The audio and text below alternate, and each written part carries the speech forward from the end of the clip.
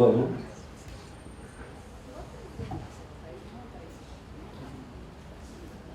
Bom, boa noite a todas e a todos. Estamos dando início a mais uma edição do Cinema em Foco, um projeto de extensão permanente de cinema voltado para a exibição de filmes brasileiros e debates com realizadores, pesquisadores e técnicos em cinema e audiovisual, sempre a partir de um tema específico da área. O Cinema em Foco faz parte das atividades do grupo de pesquisa CPCine, História Estética e Narrativas em Cinema e Audiovisual, que concentra suas pesquisas acadêmicas em torno de reflexões teóricas e práticas sobre a história do cinema e da produção audiovisual. O CPCine é constituído por professores e pesquisadores do Bacharelado em Cinema e Audiovisual e do Programa de Pós-Graduação em Artes, Cultura e Linguagens do IAD, Instituto de Arte e Design, da Universidade Federal de Juiz de Fora. A curadoria e organização do Cinema em Foco está a cargo dos professores do IAD Alessandra Brum, Sérgio Puccini, eu, Luiz Alberto Lachamelo, e da pesquisadora Ana Karine Balalé. O Cinema em Foco é realizado em parceria com o Museu de Arte Murilo Mendes e conta com o apoio da Pró-Reitoria de Cultura e da Pró-Reitoria de Extensão. Quero agradecer aqui, então, a direção e a equipe de produção do Museu de Arte Murilo Mendes, aos técnicos, aos alunos bolsistas e a presença de todos. Então, apresentando a nossa palestrante de hoje, uma convidada muito especial, a historiadora, pesquisadora, cineasta e professora do curso de Cinema e Audiovisual do IAD, Alessandra Brum, que é também uma das organizadoras do Cinema em Foco. A Alessandra vai conversar com a gente sobre a crítica no cinema da década de 1960. E após a palestra, a gente vai ter o lançamento do seu livro Hiroshima, Mon Amour e a recepção da crítica no Brasil, editado em 2014 pela Ana Blum. O livro trata não apenas do filme de Alain Resnais, como também da recepção da crítica brasileira a Hiroshima, Mon Amour, priorizando a leitura e o estudo dos artigos publicados em jornais e revistas especializadas da época do lançamento em circuito comercial no Brasil. Alessandra Brum é professora do Bacharelado em Cinema e Audiovisual e do Programa de Pós-Graduação em Artes, Cultura e Linguagens do IAD, e também agora professora colaboradora do Programa de Pós-Graduação em História da UFJF.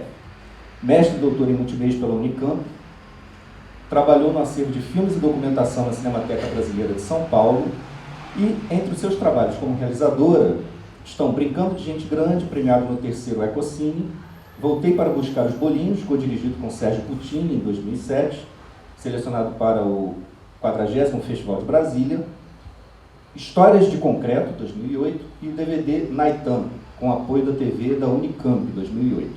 Atualmente, Alessandra Brum coordena a pesquisa Minas é Cinema, financiada pela FAPEMIG e pelo CNPq, um projeto do grupo de pesquisa CPCine, História Estética e Narrativas em Cinema e Audiovisual. Então, chamo aqui a Alessandra Brum para conversar com a gente.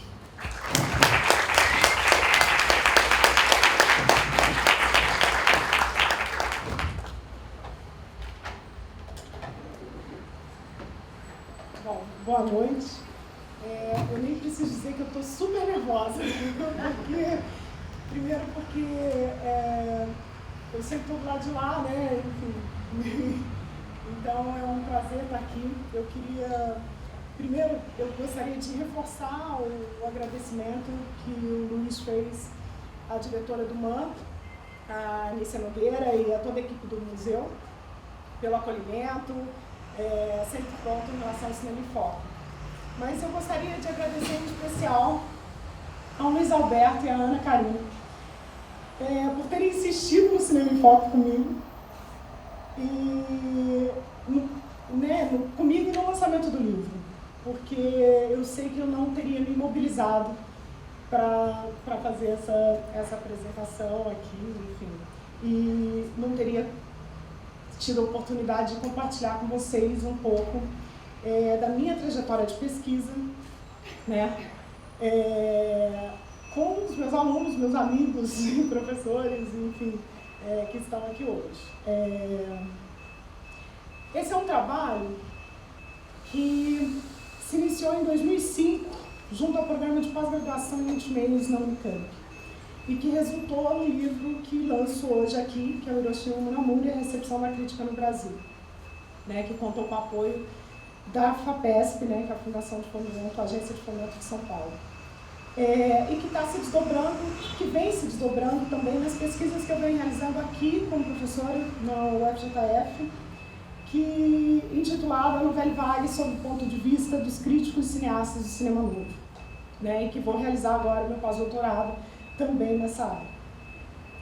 Esse é um trabalho que, de certa forma, dialoga, faz um diálogo entre cinema e história, e que foi construído a partir de muitas idas e vindas em arquivos, tanto no Brasil como na França, num trabalho que, para mim, é muito instigante, com fontes primárias e secundárias. Bom, o tema crítica do cinema no Brasil na década de 60 é muito amplo, mas a ideia foi trazer um pouco a reflexão de alguns elementos para a gente compreender um pouco o papel da crítica no período, a partir desse olhar que eu dirigi ao cinema francês, né, a Novelle Vague, em especial Hiroshima Mon Amour, do cineasta Alain Resnais. Bom, eu vou ler mesmo e pausadamente para a gente entender, porque realmente eu não consigo me desfazer um pouco da coisa do papel. Durante a década de 60, a crítica de cinema ela ganhou espaço. Eu sei o que está me incomodando. Desculpa, gente, mas é a falta do óculos. Estava lá embaixo. Bom, é a falta de óculos, mas é porque eu não vejo aí, mas eu não enxergo aqui também. Bom, mas vamos lá. Durante a década de 60, a crítica de cinema ganhou espaço nas mais diversas publicações em todo o país. Mesmo os pequenos jornais traziam em suas poucas páginas uma coluna destinada ao cinema, ampliando assim o exercício da crítica e cumprindo um importante papel ao suprir em um cenário editorial com poucas revistas especializadas. Essa abertura por parte da imprensa escrita à crítica de cinema no Brasil está intimamente relacionada com a efervescência cultural do período, aliada ao desenvolvimento de um mercado e de um público em formação. Além, claro, das transformações estéticas pela qual passava o cinema em várias partes do mundo, ampliando o interesse por essa arte. Há, nesse momento, uma pluralidade de tendências em oposição ao modelo clássico do cinema e da indústria de cinema, culminando no que se convencionou denominar de cinema moderno. Destacamos nesse cenário mundial o movimento cinematográfico francês, Novelle Vague, que surge em fins de 59, com o aparecimento dos primeiros filmes realizados por críticos da carreira de cinema. A Novelle Vague, com seu método de produção baseado no baixo orçamento e na renovação de linguagem, adquire importância e torna-se um dos pontos de inflexão na forma de pensar e fazer cinema no Brasil. O interesse da crítica brasileira nesse cinema, que emerge, pode ser observado, por exemplo, pelo grande número de artigos dedicados ao primeiro longa-metragem de Alain Resnais, Hiroshima Mon Amour. Antes mesmo da exibição do filme no Brasil, Hiroshima Mon Amour era aguardado com enorme expectativa pelos críticos brasileiros, todos eles fortemente influenciados pelas leituras de artigos de revistas estrangeiras dedicadas ao filme, sobretudo as revistas francesas, né, Cahiers de Cinema, Positive, Téléciné, enfim, que eram referências literárias de muitos críticos e ensaístas brasileiros. O rico e amplo material produzido pela crítica, durante e depois da exibição no Brasil, nos fornece bons elementos para uma compreensão mais ampla do papel e da atuação dos críticos de cinema no período. Bom, dada a especificidade do mercado editorial de 60, grande parte do material produzido pelos críticos de cinema no Brasil são constituídos de textos que a gente chama de crítica ligeira, ou seja, aqueles publicados em jornais e dirigidos a um público mais amplo. Condição que, em tese, marca uma determinada forma de atuar da crítica frente ao seu meio de comunicação. A esse respeito, Décio de Almeida Prado, na década de 40, recomenda a seguinte diferenciação do trabalho da crítica. Diz ele, uma crítica cinematográfica de ordem puramente estética deve estar reservada às revistas. nas quais o crítico, não sendo obrigado a falar sobre todos os filmes indiscriminadamente, pode se dedicar aos poucos que apresentarem algum interesse artístico. Quanto à crítica do jornal, o nome de crônica talvez ficasse melhor. Esta, para existir, terá que aceitar forçosamente o ponto de vista do público. Isto é, terá que encarar os filmes que visam divertir apenas sob este ângulo. Décio de Almeida Prado aponta para a diferença do trabalho do crítico frente ao tipo de publicação e também frente ao público, que no caso de um jornal é menos compromissado com a arte cinematográfica. Esse conselho do Décio de Almeida Prado, a crítica de cinema da década de 40, também encontra ressonância entre os críticos das décadas seguintes. Ciro Siqueira, crítico de cinema e um dos fundadores da revista de cinema, logo no primeiro número da revista, em abril de 1954, segue nessa mesma direção e diz o seguinte: a carência de revistas sérias, verticalmente dirigidas, reduz o trabalho da crítica cinematográfica à ligeireza obrigatória do jornalismo diário, em alguns ensaios mais demorados, mas ainda esporádicos, e desse vácuo se ressente fortemente o movimento crítico no Brasil. Esse pensamento corrente entre os críticos de que a coluna jornalística não era o espaço mais adequado para uma análise mais aprofundada de um filme, apareceu por diversas vezes como justificativa nas análises de Hiroshima Munamura. O tamanho da coluna foi inúmeras vezes apontado como um problema para a exposição de ideias. Mas, frente à ausência de revistas especializadas e à necessidade de um maior aprofundamento das questões provocadas pelo filme, os críticos procuram resolver o problema da limitação da coluna jornalística publicando séries de artigos. Apenas para citar alguns exemplos, temos uma série de 5 artigos de Paulo Emílio Salles Gomes para o Suplemento Literário do Estado de São Paulo, Walter de Silveira com 4 artigos publicados no Diário de Notícia de Salvador, José Haroldo Pereira com um total de 5 textos na Folha de Minas e José Sanz com 6 artigos para o Jornal de Comércio. Era muito comum, recorrente, eles colocarem Hiroshima Munamura, parte 1, Hiroshima Munamura, parte 2, né? Isso marcando assim que o artigo era uma série. A série de artigos suscita alguns problemas para o crítico, como, por exemplo, a fragmentação do pensamento, já que, em função da publicação com intervalos de dias ou mesmo semanas, o crítico teria, em alguns casos, que retomar ideias já tratadas anteriormente, uma vez que o leitor pode não ter lido seu primeiro artigo ou mesmo nem se lembrar do fio condutor de sua análise. A série de artigos, de todo modo, foi, para a grande maioria dos críticos, a única alternativa na tentativa de expor seu pensamento de forma mais completa. Outro dado a ser levado em conta diz respeito ao modo discursivo presente nas colunas jornalísticas. O jornal, em tese, pressupõe uma postura menos erudita por parte da crítica, já que se destina a um público diversificado e não especializado, como afirmavam os próprios críticos. Mas essa preocupação com o público leitor não parece estar na ordem do dia, pelo menos na prática, como podemos notar nas mais diversas análises acerca de Hiroshima Munamura. Walter da Silveira, por exemplo, publicou uma série de 4 artigos do Diário de Notícias na forma de um único artigo na revista AMB, sem nenhuma alteração no conteúdo. A revista de cultura AMB era um projeto da elite paulista, né, que tinha como pressuposto elevar o nível cultural do Brasil, como consta no seu primeiro número editorial. Ou seja, uma publicação dirigida à elite intelectualizada brasileira.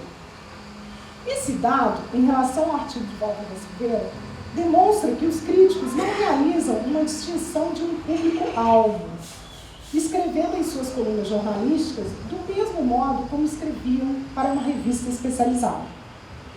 A erudição a que muitos críticos submetiam seus leitores é de surpreender, lançando mão de citações em língua estrangeira, da utilização de termos técnicos sem devida explicação e ainda estabelecendo relações com obras filosóficas.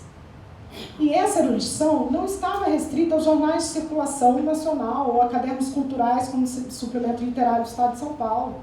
ou mesmo o suplemento dominical do Jornal do Brasil, que funcionava muito mais como uma revista literária. Exemplar nesse sentido é a crítica do mineiro José Haroldo Pereira para o jornal de circulação regional Folha de Minas. Pereira se apoia em publicações francesas, escolas filosóficas e pensadores existencialistas para compreender Hiroshima e Munamura.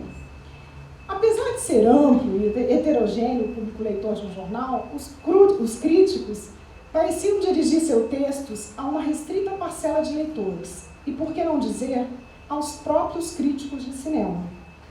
Ao contrário do que acreditavam na teoria, ser o trabalho de crítica ligeira, com a devida preocupação com o público leitor de um jornal diário, isso não acontecia na prática. Essa postura, por parte da crítica brasileira, evidencia o seu elevado grau de especialização, que através dos jornais demonstra a necessidade cada vez mais premente de outros espaços de expressão. O surgimento dos cursos de cinema, em meados da década de 60, pode ser encarado como fruto desse caminho de especialização da crítica que, ao inserir o cinema dentro da universidade, objetiva consolidar as pesquisas e análises em bases intelectuais mais sólidas. Por um caminho menos complexo, o esforço na retomada da revista de cinema em 1961, por exemplo, reflete a urgência na consolidação e valorização do trabalho da crítica de cinema. Por outro lado, no caso de Hiroshima e Munamura, percebemos que existia por parte da crítica uma preocupação em preparar o leitor, o espectador, para as novidades que o filme trazia às telas. Considerado por todos os críticos um filme difícil e incomum aos olhos do espectador, habituado à narrativa clássica, que dominava o cinema da época, o número, da época não, hoje também, né? Um número expressivo de artigos pode ser decisivo para uma melhor aceitação do público, garantindo a manutenção do filme em cartaz. Aliás, essa é uma preocupação constante entre os críticos, na tentativa de fazer com que a rede exibidora ampliasse sua programação para além dos filmes hollywoodianos e das chanchadas brasileiras. A quantidade de artigos que cada crítico destinou à análise do primeiro longa de René também pode indicar que o trabalho do crítico de cinema nem sempre era pautado pelo jornal, ou pelas distribuidoras, ou mesmo pelas redes exibidoras. O comentário de José Haroldo Pereira é elucidativo. Ele diz o seguinte: nós tínhamos uma independência muito grande, eles não pagavam a gente, então a gente podia escrever o que quisesse. Mas não sei como eles aceitavam, porque não era crítica de jornal. Eram discussões, às vezes, muito avançadas. Nós falávamos de literatura, botávamos uma erudição para fora que não era natural no jornal. Sabemos que nem sempre as coisas funcionavam dessa forma, principalmente em jornais de maior expressão, onde a pressão das distribuidoras e da rede exibidora de filmes era forte. Muitas delas contribuíam com a manutenção do jornal através de anúncios pagos. Glauber Rocha comenta essa prática que envolve o trabalho do crítico de cinema. Ele diz o seguinte: no caso brasileiro, o único homem de cinema que ainda pode viver do ofício é o crítico. Alguns recebem bons salários pelas colunas e mais algumas comissões de publicidade e promoção. São honestos, com as exceções de praxe, e precisam justificar suas respectivas existências. Bom, isso demonstra que existia uma liberdade relativa por parte do crítico. Os críticos de colunas diárias tinham uma rotina de trabalho que acompanhava o cronograma de lançamento dos filmes em circuito comercial. Paulo Emílio, quando escreveu o artigo Esperando Hiroshima em 25 de junho de 60 para o Suplemento Literário do Estado de São Paulo, provocou, por exemplo, José Sanz a se pronunciar sobre Hiroshima. É que o José Sanz, ele fez a tradução do filme, da legenda do filme do Hiroshima e Munamura para o Brasil. Ele faz uma provocação ao José Sanz, pedindo que ele se pronunciasse, porque ele talvez fosse a pessoa que mais conhecesse o filme, né? Mas, diferente de Paulo Emílio, que além de ensaísta, tinha pela própria concepção do suplemento literário a liberdade para se pronunciar sobre qualquer assunto, José Sanz era crítico diário da seção de cinema do Jornal do Comércio, no Rio de Janeiro. O que pode ter pesado na sua decisão em não escrever naquele momento, já que Hiroshima e Munamura não estava ainda em cartaz no Brasil. Apenas no mês seguinte, em 20 de julho, Santos se pronunciou pela primeira vez em relação a Hiroshima e Nagasaki, com o intuito de anunciar sua avant-première na Cinemateca do Mundo. Os seus artigos, todos dedicados a Hiroshima, eles só foram publicados após o lançamento do filme em circuito comercial. A crítica brasileira adotou por vezes uma postura muito cuidadosa em relação a Hiroshima e Nagasaki, ao admitir a dificuldade de analisá-lo. Justificam a insistência em falar em Hiroshima a cada novo artigo e, ao comentarem, tê-lo assistido muitas vezes, expressam a necessidade de imersão para clarear as ideias e afirmam que as análises não se esgotam facilmente. Elias Heredo, na sua coluna Tribuna da Imprensa, um dia antes da estreia de Hiroshima, no Rio de Janeiro, comenta a posição da crítica. Para a crítica cinematográfica digna desse nome, o filme que veremos amanhã inquieta por mais de uma razão. A inquietude começa para os críticos diários, ante a complexidade de espírito e forma que parece exigir o tempo, a liberdade de espaço e as possibilidades de aproximação paulatina e pesquisa dos ensaístas. Mais de um crítico já se referiu com um certo mal-estar ao filme de Alain Resnais, afirmando que é tão difícil gostar quanto não gostar de Hiroshima. Após comentários entusiásticos, impressionados, alguns encontram necessidade de assegurar ao leitor que não gostaram tanto assim de Hiroshima e que, se deram essa impressão de total adesão, não se expressaram de maneira mais adequada. Bom, aqui temos mais uma vez a questão da coluna jornalística como espaço inadequado para uma análise mais aprofundada. A complexidade de espírito e forma que Hiroshima trouxe ao crítico exige dele um trabalho mais cuidadoso e de pesquisa. Essa afirmação do Elias Heredo revela também o comprometimento e a responsabilidade com o ofício, e dá a dimensão ética de quem compreende o poder das palavras expressas em um canal de comunicação. Essa postura pode ser encontrada na quase totalidade dos críticos. Nesse particular, não podemos deixar de registrar o declínio que sofreu o trabalho da crítica nos dias atuais, que além da perda de espaço nos jornais, muitos deles demonstram despreparo na condição de suas análises. Em alguns casos, o crítico deixa em dúvida o caráter imparcial do seu trabalho, parecendo estar a serviço das distribuidoras, das majors, que cada vez mais ditam a lógica da crítica como parte de estratégia de marketing. Mas eu queria também, nesse cenário, registrar que existem exceções, já que alguns críticos formados pela geração de 60 ainda estão atuando. E também, eu acho que o surgimento de revistas eletrônicas, no caso na internet, como importante instrumento na tentativa de reverter esse quadro dominado pelo mercado. Contracampo, enfim, CINED, algumas dessas revistas. Esse trecho do artigo do Elias Heredo traduz também um outro aspecto da crítica brasileira na década de 60. A relação de contato entre eles.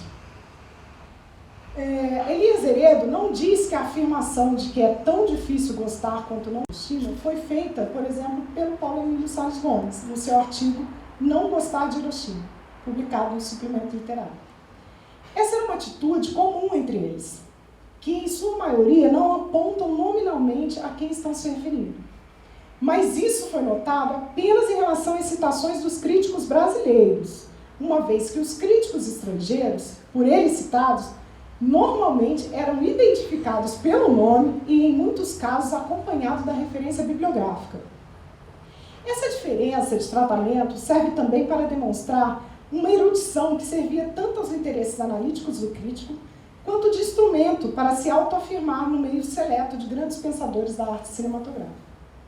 Apesar da ausência de referência explícita, há um diálogo entre eles, sobretudo através da leitura de artigos, bem como em torno das atividades desenvolvidas pelas cinematecas e cineclubes da época. Essa observação, ela não se restringe apenas aos críticos de renome, como Paulo Emílio e Muniz Viana, por exemplo, referências obrigatórias para todo o corpo crítico do período, mas a todos no exercício da atividade, numa troca de ideias que refletia as experiências e anseios de cada geração. Aliás, esse é um dado relevante no trabalho da crítica da década de 60. O corpo crítico em atividade era constituído por duas gerações. uma que já atuava há alguns anos na área, com idade em torno dos 40 anos, e uma nova geração, na casa dos 20, formada e incentivada por esses críticos experientes, né? Só para destacar, nessa época ainda atuava como crítico o Pedro Lima, né, que é, nessa época, um dos mais antigos em atividade, com 58 anos. A diferença entre as gerações é outro elemento que marca as análises no período, e no caso de Hiroshima Munamu, isso ganhou relevo. Sobretudo nas análises de Maurício Gomes Leite e de José Lino Grunewald, quando procuram definir qual filme é o marco divisor na história do cinema, se Hiroshima Munamu ou Cidadão Kane. Maurício Gomes Leite, ainda sob o impacto da primeira exibição de Hiroshima Munamu, em sua coluna no Diário da Tarde, convoca toda a crítica mineira, inclusive os críticos ausentes da atividade, a se debruçarem em estudo dessa obra inavaliável. O filme de Orson Welles foi exibido no Brasil em 1941 e causou nos críticos em atividade na época um impacto comparável ao sentido com Hiroshima Munamu. Vinícius de Moraes, por exemplo, depois da exibição de Kane, disse: é uma renovação, uma ressurreição, é uma renovação completa da moderna cinematografia. Paulo Emílio também se surpreendeu com as qualidades de Kane. Voltou? Voltou um. Ah, sim. Então, bom, Cidadão Kane foi exibido no Brasil bem antes do que na França, onde o filme só foi conhecido depois da Segunda Guerra Mundial. Em função da guerra, os franceses não tiveram acesso a nenhuma produção cinematográfica americana, o que para Rui Castro fez toda a diferença na formação da crítica francesa. Comentando esse fato em relação ao trabalho realizado por Muniz Viana, ele diz: essa diferença se refletiu na maneira de encarar o cinema e escrever sobre ele. Só uma coisa aqui. Ah, sim, é só depois que eu vou entrar nisso, desculpa. Essa diferença se refletiu na maneira de encarar o cinema e escrever sobre ele. Em Muniz, cada crítica era o resultado de longa intimidade com uma descomunal quantidade de filmes e diretores, a ponto dele enxergar defeitos até dos que mais admirava. Nos franceses, a carga de hipérboles traía o deslumbramento com que eles estavam descobrindo tudo de uma vez num clima de retrospectiva permanente. No Brasil, a nova geração de críticos, que atua em 60, só assiste ao filme de Welles em 58. Ou seja, essa segunda geração, essa geração dos que tem 20 anos. Quando ele volta a ser exibido por aqui, ou seja, portanto, 2 anos antes da projeção de Hiroshima Munamu. O filme de Orson Welles confirma as expectativas da nova geração que conhecia suas qualidades a partir da fala entusiasmada da geração anterior. Por outro lado, Cláudio Melo Souza deixa subentendido em seu artigo Hiroshima e o Público, publicado no Diário Carioca, que a linguagem de Cidadão Kane já havia sido assimilada pelos espectadores, o que nos indica que o impacto provocado pelo filme nesse momento tenha sido menor. De qualquer forma, o que se encontra no centro das discussões em torno de Kane e Hiroshima é a capacidade que ambos possuem de alterar e acrescentar novos elementos na linguagem cinematográfica, e nesse particular não há unanimidade, nem na antiga, nem na nova geração. Infelizmente, nenhum crítico se propôs a realizar um trabalho comparativo entre os dois filmes. A crítica brasileira, assim como o próprio cinema brasileiro, se construiu e se constrói de referências estrangeiras que ganham aqui contornos próprios e acabam por nos revelar caminhos ricos em possibilidades.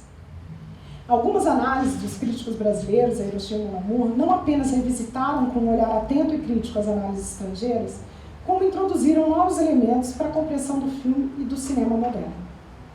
Como já disse anteriormente, há por parte da crítica uma forte erudição em seu trabalho de análise, e podemos notar uma forte influência do pensamento francês também.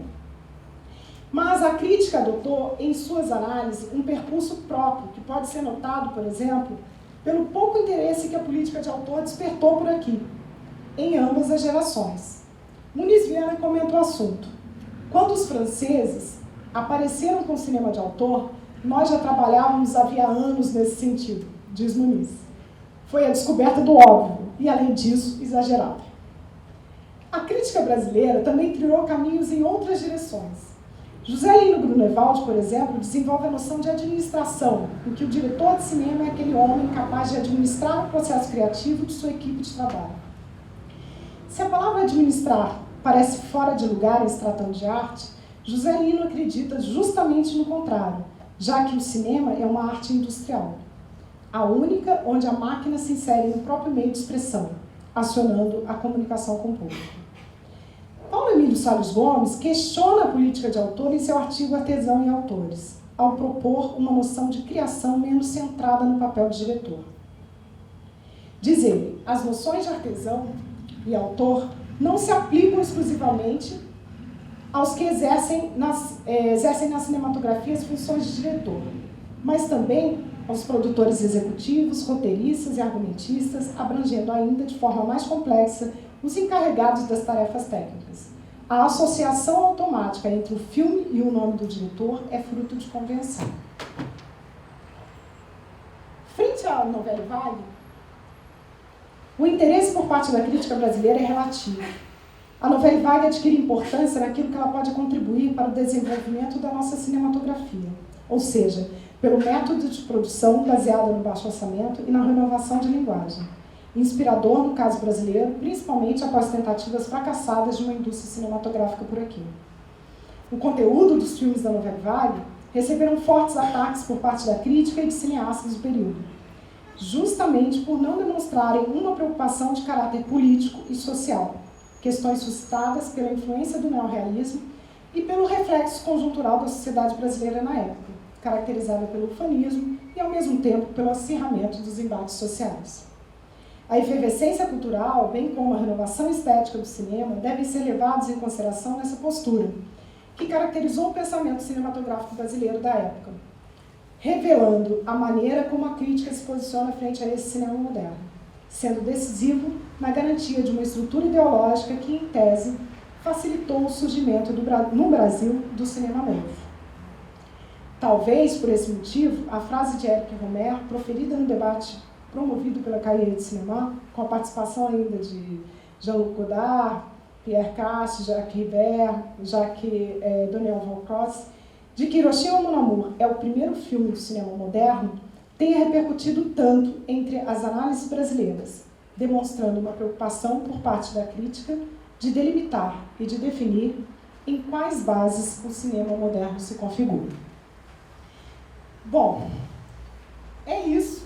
Eu trouxe aqui algumas informações a mais, porque desde que eu cheguei em Juiz de Fora, eu venho pesquisando também nos arquivos. Essa é a capa da segunda fase da Revista de Cinema, uma publicação do Centro de Estudos Cinematográficos de Minas Gerais, né, que foi fundado em 51. Aqui a capa da Cahiers de Cinema, que traz aí a revista promove essa mesa redonda para discutir, foi a primeira vez que a revista faz isso. Tamanho impacto também que o filme provocou na França, ele faz uma mesa redonda para discutir um filme, né, e é publicado no jornal. O Jornal do Brasil, como eu disse, essa relação com a França era muito forte, ela publica um resumo, vamos dizer assim, uma tradução desse debate que aconteceu na Cahiers de Cinema, faz essa publicação aí no Jornal do Brasil em 1960, né? Aqui a revista Visão, que é um artigo de Paulo Emílio Salles Gomes, que eu queria registrar, inclusive, que não está... Esse artigo foi atribuído pelo pesquisador e biógrafo de Paulo Emílio, José Inácio de Melo Souza, já que ele não assina o artigo. Paulo Emílio não assina, mas nas pesquisas o José Inácio de Melo Souza atribui esse artigo a ele. E o Hiroshima Mon Amour em Juiz de Fora, que eu queria falar rapidamente, que na verdade o filme foi exibido na cidade apenas em 62, né, numa promoção do SEC de Juiz de Fora, que inclusive a Cristina está aqui, que publicou um livro sobre o SEC, né? Eles fizeram essa exibição antes, inclusive, é muito curioso, porque essa exibição só se dá 2 anos depois, né, da exibição no circuito comercial, que a gente percebe que isso foi uma parceria que eles tinham com a Associação Cultura Franco-Brasileira e a França Filmes Brasil aqui.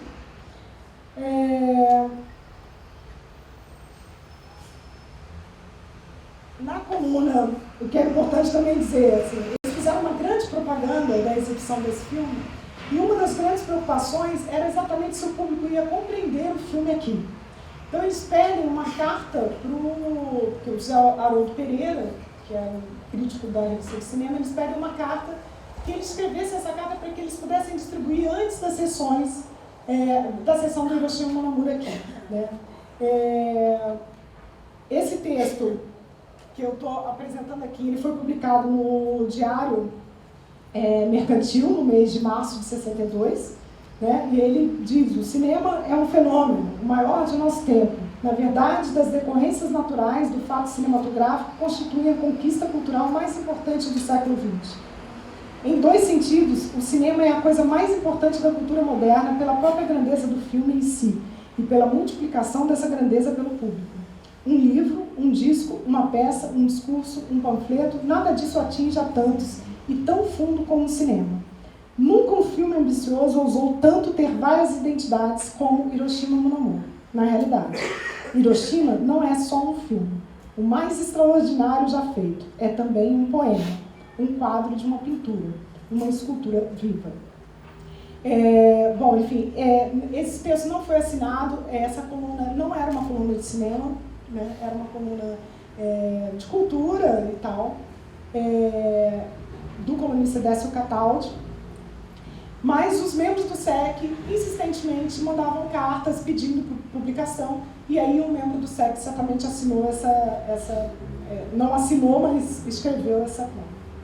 No dia seguinte, no dia 11 de março, a coluna católica do Diário Mercantil, que traz um item intitulado Cotação Moral dos Filmes em Cartaz, comenta: um dia depois dessa publicação, Hiroshima, meu amor, a conclusão da meditação do filme sobre o amor é pessimista e desesperada. É a negação do amor que justamente constrói no tempo e espaço. E, ademais, o amor não é a entrega do corpo, como o filme sugere decentemente, mas também nada sugere de espiritual, nada da caridade qual São Paulo escreve em suas cartas. Por isso, o filme será para a maioria das plateias um filme prejudicial. Leia maiores comentários na revista A Torre de Marfim, que circulava aqui. Bom, é isso.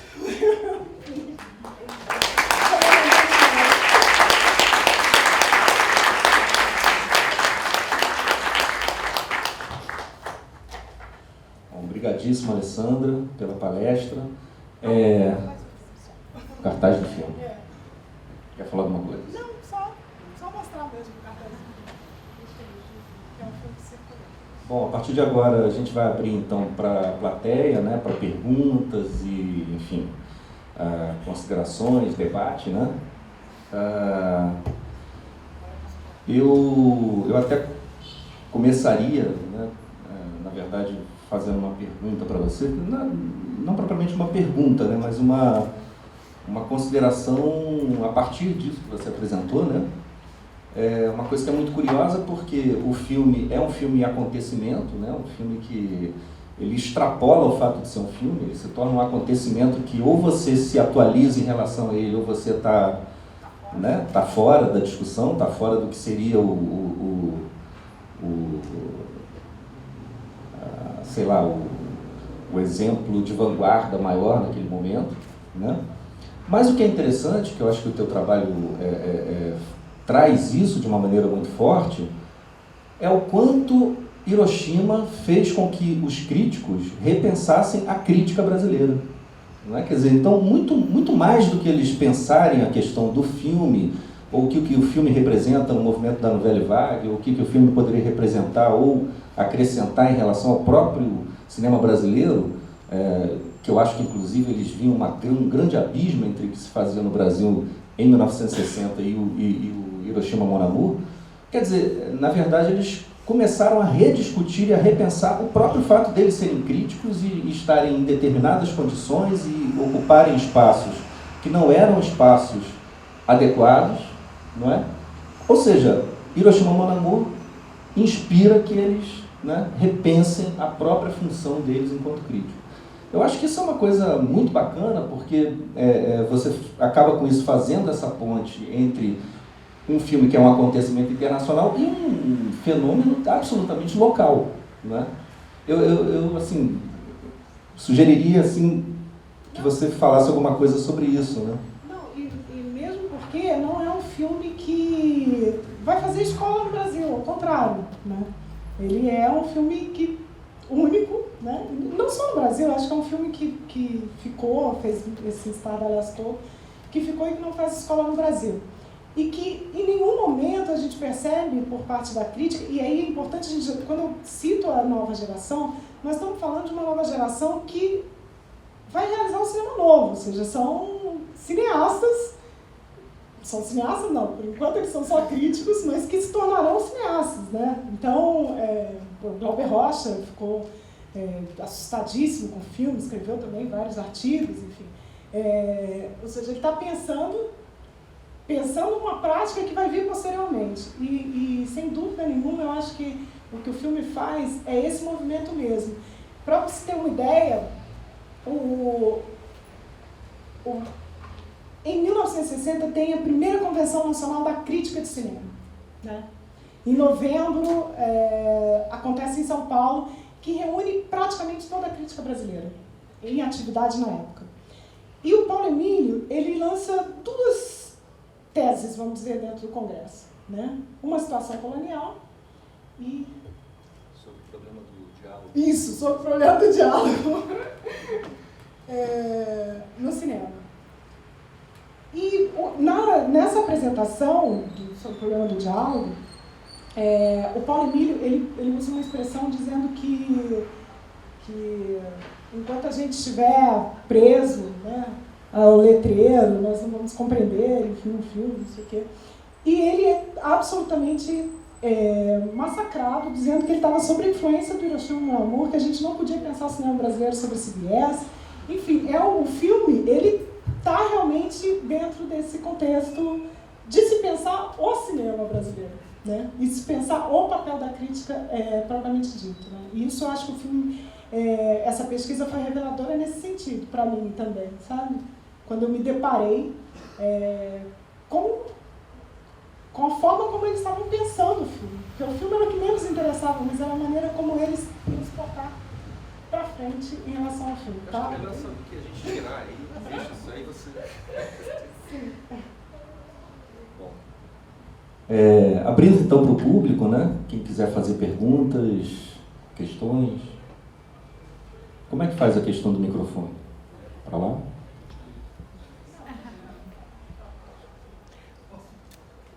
Diogo. Para começar, uma dúvida.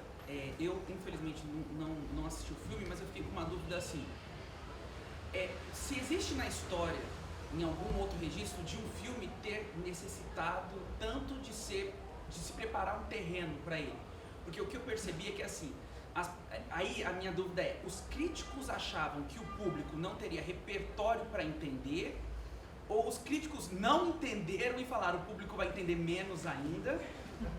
E qual que é a diferença entre uma crítica informativa e essa crítica que quer meio que me explicar o filme? Porque eu achava que o filme, qualquer pessoa que visse, ele teria que se comunicar comigo de maneira particular. E quando você molda o meu pensamento, você critica e me faz pensar sobre ele, como é que funciona isso? Bom, primeiro a pergunta são as duas coisas.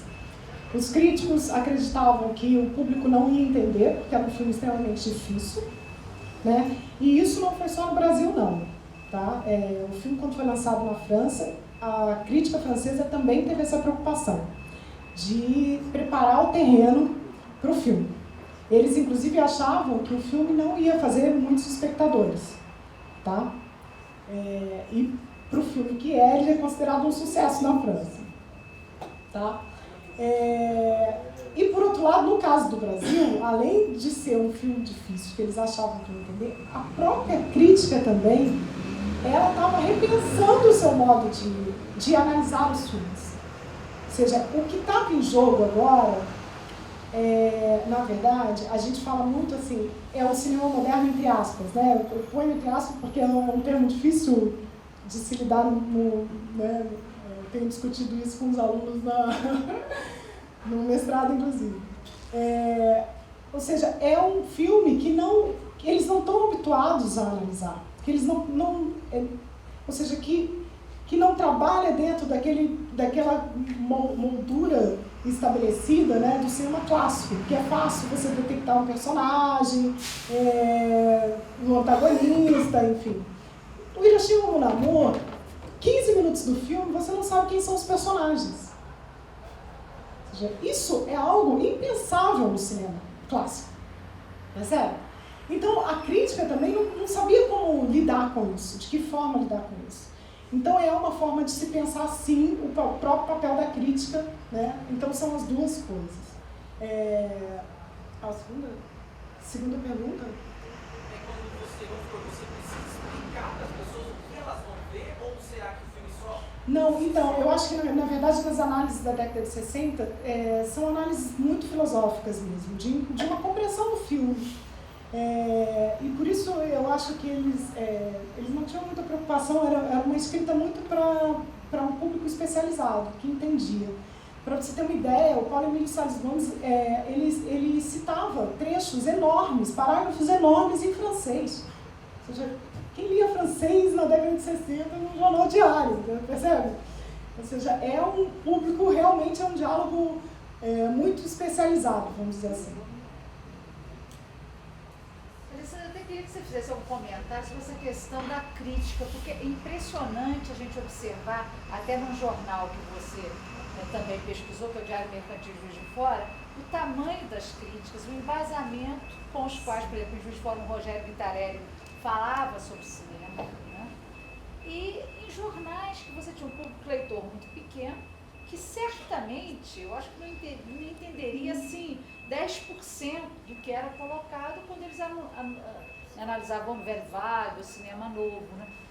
E essa crítica depois, eu não sei se pela questão da ditadura, pela perseguição a muitos desses intelectuais, né, ela desaparece totalmente dos jornais, né? Ou eles se tornam totalmente e claramente serviçais ao mercado, né? Não precisam de nenhum refinamento maior. Mas eu queria até que se você também tem uma reflexão nesse sentido, que como jornalista que pesquisa não o caráter da crítica, né, mas jornais desse período, principalmente anos 60, isso me chama a atenção de uma forma, porque muitas vezes eu mesmo não consigo compreender. Assistir ao filme, mas não consigo compreender a crítica. Então, eu acho que nessa época tem uma coisa também muito interessante, que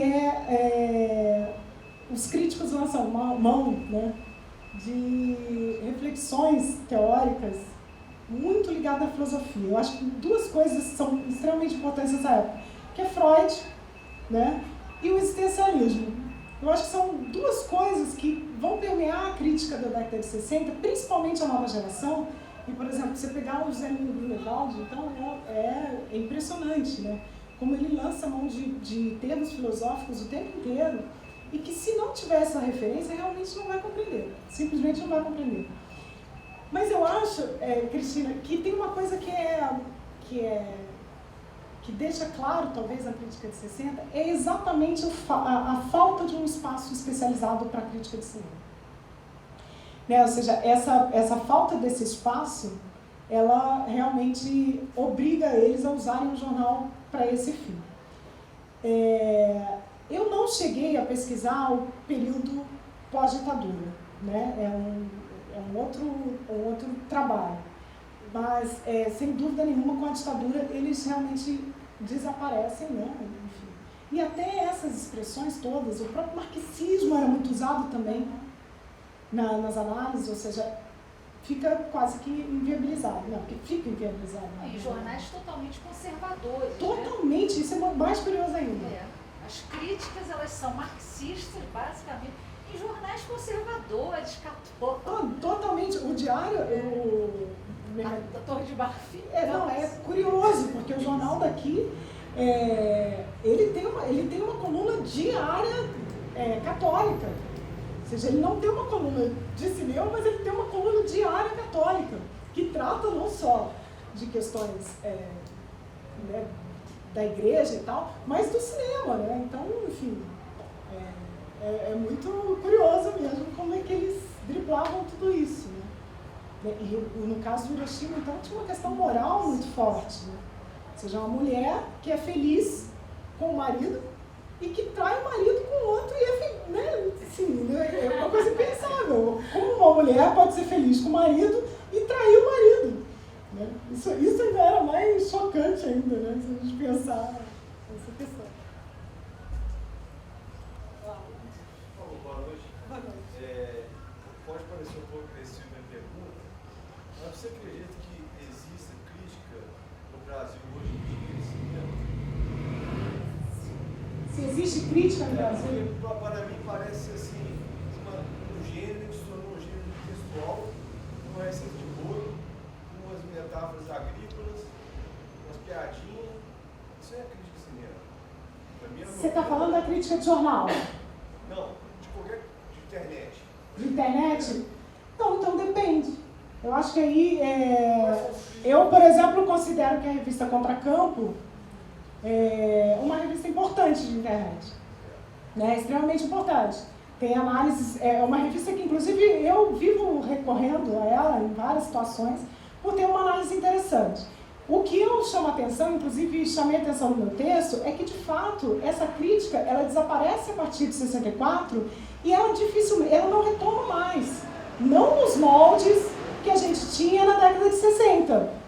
Percebe? Ela não retoma mais. E não retoma também em função dos meios de comunicação que não permitem esse tipo de análise. Né? É só a gente pensar o que era o suplemento literário do Jornal do Brasil. Eu já ia falar do Banco do Brasil. Do Jornal do Brasil. Hoje em dia. O que virou o Jornal do Brasil? Ou seja, era um instrumento extremamente interessante, não só para a crítica de cinema, mas para a história. Ou seja, eu mesmo acompanhei na minha época de graduação, aqueles jornais a gente esperava o domingo, e isso era a gente ia, como se diz, guardando aquilo, porque aquilo eram referências extremamente importantes. Ou seja, então não é a falta só de uma crítica, não acho que faltam críticos. Eu acho que faltam espaços, inclusive, para que essa crítica apareça e floresça novamente. Né? É isso. Alessandro, você falou que o filme não fez escola no Brasil, mas além da crítica, ele chegou a reverberar em questões práticas de alguns cineastas ter se influenciado, por mais ser explícita ou explicitamente no filme, questão de estilo, porque não vai falar que sim, mas não dá para pegar um bolo só. Uma coisa curiosa, né? De certa forma, sim, Não, também, sim, né? Porque uma sim. verborragia que passa Então. a questão temporal, as escolas. Sim, a gente pode ir por esse caminho, mas não tão claramente, eu acho. Né? Mas eu acho que uma coisa que é importante é que, apesar dele não ter feito escola, por exemplo, o Alain Resnais, ele era um cineasta extremamente respeitado no Brasil. E ele era respeitado pelo seu posicionamento político. Isso é muito interessante. Né? Ou seja, se eles tinham uma crítica à novela Vale, de achar que os filmes eram simplesmente filmes de classe média, né? Muitos desses críticos achavam isso. No caso do Alain Resnais, ninguém falava nada, ou pelo menos não falava nesse sentido, justamente por uma trajetória que ele tinha de filmes de curta-metragem com denúncias políticas muito importantes. Né? É só a gente chamar atenção para o Noite Nebina e também para o filme da Angélia. Enfim, o Noite Nebina, principalmente, ele revelou imagens de arquivos da Segunda Guerra Mundial, né, dos campos de concentração. É um filme fortíssimo e que, portanto, tem uma marca... E isso era muito importante para a crítica e para os cineastas, né, para os futuros cineastas de cinema novo. Essa busca dessa coisa. Essa questão política políticos diferentes. A visão de político que permeava, assim, a massa do cinema novo, né, dos cineastas, e a visão de político que estava ali no velho vale. Porque o existencialismo também é político. E eles viveram uma outra experiência, a questão da guerra, tudo isso. Esse filme toca num assunto forte, que é a colaboração. Sim. Né? E é, assim, uma maneira diferente de olhar a colaboração. Né? A colaboração no sentido pessoal, que foi depois visto, é um tema que tem sido retomado mais recentemente. Não, sem dúvida, Maurício. Acho que são duas coisas, e são preocupações e questões completamente distintas, né? Completamente distintas. Eu ia falar assim também duas coisas assim, e no outro sentido, que são os ecos desse tipo de cinema no nosso cinema. Né? Não no Glauber, né?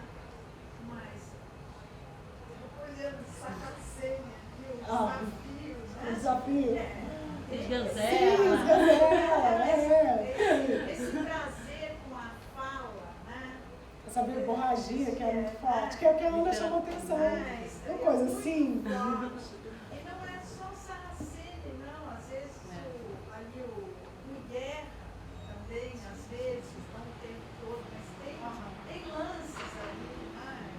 Claro, tem o Antonioni, o Luizia, mas eu acho assim, eu sinto assim, eu estava olhando o desafio, É verdade. eles assistiram aí, Ai, E Maria, eu- eu só acho que tem uma E a posição da mulher também, né, Alessandra? A questão da mulher passa a mudar. também. E eu queria chamar a atenção também que, indiretamente, também há uma repercussão do Hiroshima, mas não só do Hiroshima, mas do Nouveau Roman. Né? Sobretudo, por exemplo, no José Agripino de Paula, que é um romancista, começa como romancista e depois ele passa para o cinema e vai fazer o Hitler Terceiro Mundo, né? Que é um cineasta que começa então a filmar em 68, mas ele é uma figura super influenciada pelo Nouveau Roman.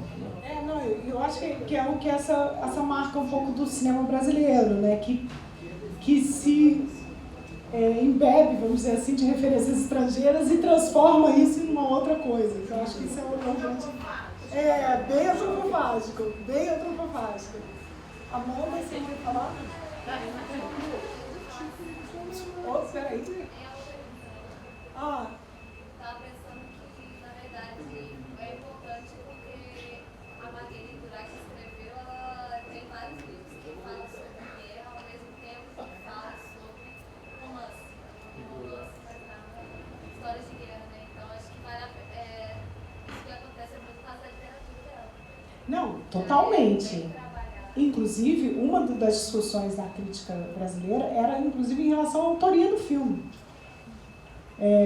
Eles chegaram a questionar a autoria do filme, já que o Alain Resnais segue à risca o roteiro da Marguerite Duras, que, na verdade, não escreve um roteiro, escreve uma obra literária. Escreveu jornal, sim, sem dúvida nenhuma. Posso fazer? Alessandra, achei muito interessante, muito mesmo, tudo. Parabéns mais uma vez. Mas, dentre os vários pontos, porque suscita várias coisas, né? Uma coisa que me chamou a atenção foi aquele depoimento que você coloca do Elias Heredo com a relação, como eles tomaram a política dos autores. Né? No sentido de, nós já fazíamos isso. Muniz Viana. Muniz Viana. Fala mais um pouco sobre isso, eu achei muito interessante. Eu acho que, na verdade, o grande nome que faz essa discussão é o Muniz Viana mesmo. Né? Primeiro porque ele já fazia isso, de certa forma, com os filmes do John Ford. Ele fazia isso com o cinema clássico. Né? Então, Nicolas Frey, exatamente. Ou seja, esse trabalho diretamente com o autor. Que é um pouco o que a carreira de cinema vai fazer, né? Inclusive Bazin, se a gente pensar toda a trajetória do Bazin, né, é uma trajetória que ele constrói toda a sua teoria a partir de filmes de cineastas ou de comentários de cineastas ou de filmes. Né? E o que eu acho que o Muniz Viana está muito mais criticando é o radicalismo da política de autor aí já com Truffaut e não com Bazin. Né? já com Truffaut, mais pra frente, exatamente porque o fato deles ficarem represados durante muito tempo, sem assistir os filmes hollywoodianos, né? E o próprio Cidadão Kane, ou seja, filme no ar, tudo, ou seja, tudo acontece ao mesmo tempo na França. Então eles estão assistindo tudo isso num momento em que toda a crítica do resto do mundo já discutiu, já viu, já, entendeu, já assimilou aquilo, percebe? Então essa política de autor também eu acho que ela tem que ser entendida a partir desse contexto, né? Esse contexto é extremamente importante, porque é uma redescoberta de um cinema hollywoodiano que eles não tinham visto. Eu acho que, de fato, é esse caminho. Mais perguntas? Ninguém mais? Eu tenho Uma dúvida. A crítica entrou em algum momento na questão dela ser uma mulher, dela ser, eu não sei, dela ser protagonista, porque eu estava conversando aqui com a Iamares, até no cartaz chama atenção, tipo, homem, mas o rosto é feminino, então, em nenhum dos textos que você leu pra gente citou a questão da personagem ser uma mulher, ou a questão do feminismo, ou... Não, é claro que eu também não... Ah, não, então, isso que eu ia perguntar, se houve isso. Não, houve, e eu não tive condição de entrar em tudo em relação à pesquisa. Esse é um outro caminho extremamente importante para se pesquisar. Não só isso, é pensar o seguinte, a única mulher em atividade na crítica na década de 60 era a Tati Moraes. O resto todo é masculino. Segundo, o fato da Marguerite Duras escrever o roteiro simplesmente é ignorado pela crítica. E só é apontado quando se questiona a autoria do filme, né, falando, isso é literatura. Ou seja, desprezando o filme, dizendo que Hiroshima Mon Amour não é cinema, é literatura. Só nesse comentário. Ou seja, o papel da mulher aí, ele realmente é absolutamente... E aí tem sim uma discussão moral também em relação ao filme, obviamente, como eu falei. Como uma mulher francesa que é feliz no casamento, né, vai para Hiroshima, tem uma relação amorosa com um japonês, ou seja, cultura diferente, ainda tem isso, né? Ou seja, tá vendo? Isso, moralmente, era algo também pensável. Né? Mas é claro que tem vários caminhos de pesquisa aí. Eu acho que é um pouco o trabalho que eu, né, de apontamentos, né, que vão trazer outras análises. Eu tenho alguns bolsistas aqui que trabalharam diretamente com isso, o Fernando, Altieri, a Amanda, que estava ali também, que pesquisaram um pouco em bolsistas de iniciação científica, né? Essa relação com a legalidade. Posso ainda fazer uma pergunta? Claro. Desculpa, mas a questão da polêmica francesa do filme, se foi a diferença temporal do filme estrear aqui, houve problemas, por exemplo, de censura para o filme estrear? O Paulo Emílio, essa intervenção do Paulo Emílio teria sido suscitada no sentido de que favorecesse o filme entrar em cartaz ou não passa por aí? Não, eu acho que não teve um problema que eu saiba de censura, não. Não vi isso. O que tinha, na verdade, era a preocupação da França Filmes de que o filme não seria bem recebido no Brasil. Essa preocupação tinha. Que era distribuidora? Que era distribuidora. Eles, inclusive, fizeram um material de release, que tem várias críticas elogiando e tal, né? Tanto francesa quanto brasileira, algumas. Então, tinha essa preocupação. Né? O que eu percebo é que há também, por parte da crítica, uma campanha para que o filme fique em cartaz. Né? Eles chegam a discutir isso. Né? Ou seja, o filme precisa ser visto. Né? Mas a gente sabe que isso também, acho que o máximo que ele ficou em cartaz foram 2 semanas. Em algumas cidades só lá. Não, porque é interessante isso que você falou e o que a Alessandra tinha dito no início, que é a questão da militância da crítica e talvez uma ideia de que essa militância de alguma forma pudesse influir no mercado de exibição. Quer dizer, mas uma militância que parte da erudição. Ou seja, eles militam a partir de uma ideia de crítica erudita, militam a favor de filmes de vanguarda, de filmes que necessitam desse aporte, dessa erudição, numa tentativa de mais ou menos conscientizar, arejar ou abrir espaços no mercado de exibição extremamente voltado para o filme comercial, extremamente hostil a esse tipo de filme, né? Eu queria até chamar a atenção que, na verdade, a militância da crítica vai além até. E eu vou chamar a atenção para um caso específico aqui em Juiz de Fora.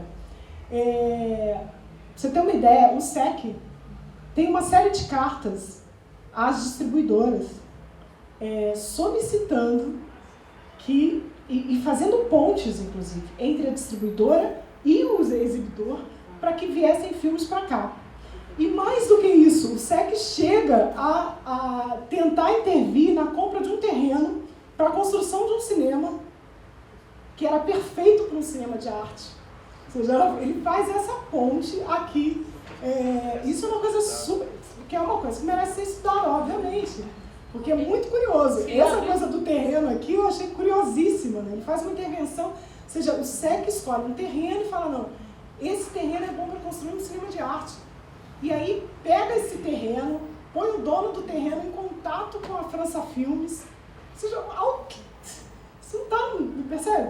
Totalmente. Então, enfim, tem sim essa questão.